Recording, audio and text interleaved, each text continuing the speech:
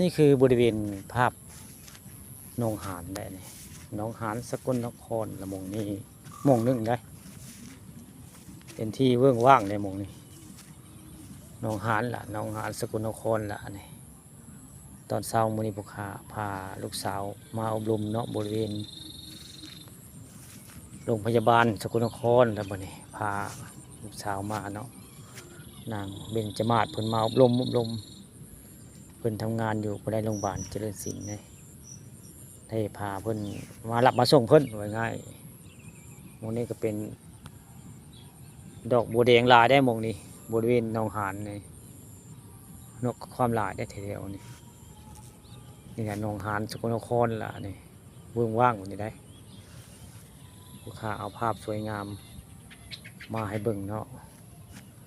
บริเวณหนองหานละหมองนี้เลี้ยวไปทางนี้ก็สิค่อยไปก็จะเห็นได้อันเห็นดอกสวรรค์ข้างหน้าเป็นดอกสวรรค์นะข้างหน้าเป็นดอกสวรรค์นะนี่ก็เป็นทางมาแต่พุ่นละแต่โรงพยาบาลพุ่นละอันนี้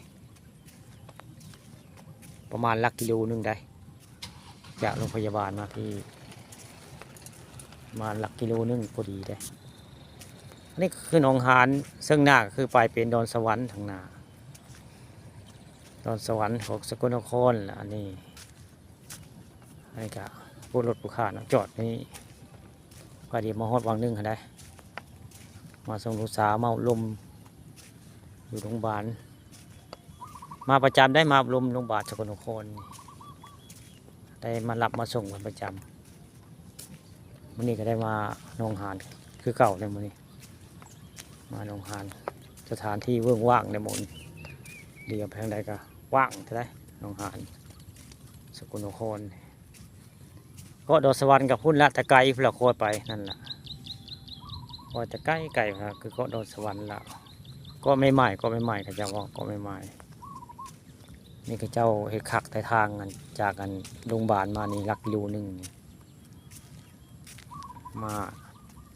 เปิดง่ายว่ามาท่องเที่ยวมานี่แหละคักเลยแถวๆนี่แหละ